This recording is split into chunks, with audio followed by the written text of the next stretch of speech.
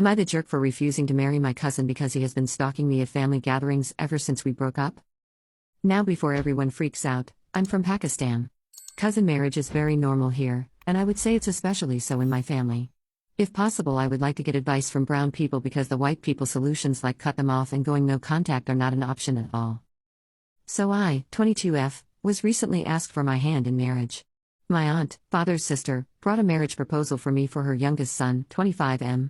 My family was absolutely ecstatic about it. I, however, not so much. A little background is that I actually dated this particular cousin when I was in 10th grade, about 14 years old. Not my greatest moment, but at that time my brother had recently gotten married to another cousin of ours. They had been dating for 9 years or something, so I was being a delusional idiot who thought she could have something similar. My family does not know anything about it till this day because they're very, very conservative about stuff like this, especially when it comes to daughters. We obviously broke up because he was starting to act like my literal father. He would get mad at me for talking to boys. I went to a co-education school, would constantly ask to check my phone and for my social media passwords. I had a lot of unsupervised access to internet from a young age, and was a little too mature for my age. I immediately ended the relationship and distanced myself from him. But now he sent his mother with a formal marriage proposal.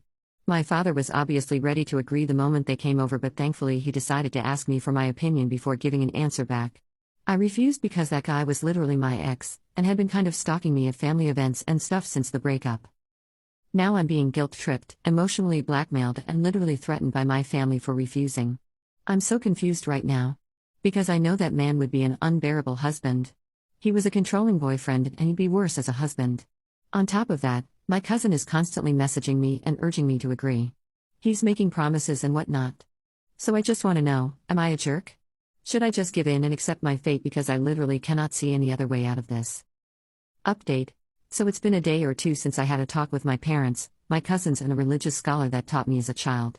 Please bear with me since my mind is still very much a mess. First of all, let's start with a lady that taught me Islam as a child. She came over on the 5th.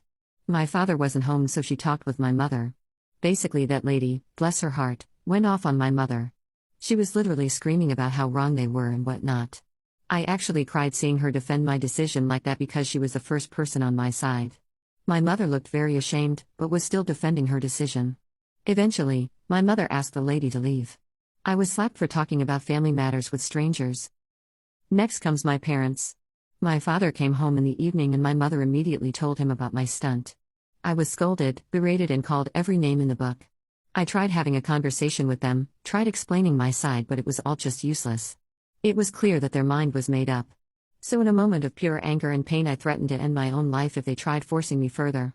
Apparently using their threats against them makes me the evil person.